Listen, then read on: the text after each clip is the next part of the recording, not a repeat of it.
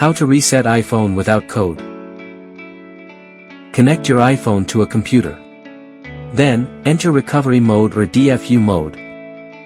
For iPhone 8 or later, quickly press and release the volume up button, then the volume down button. Press and hold the side button until the recovery mode screen appears.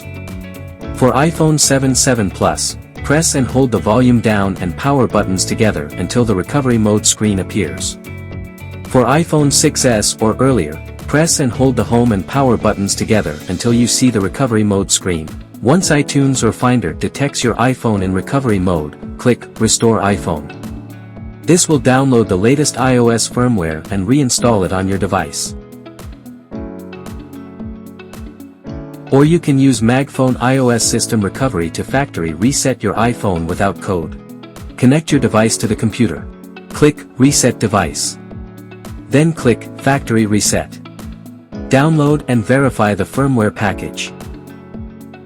Start factory reset and wait for minutes. Your iPhone will be reset without code.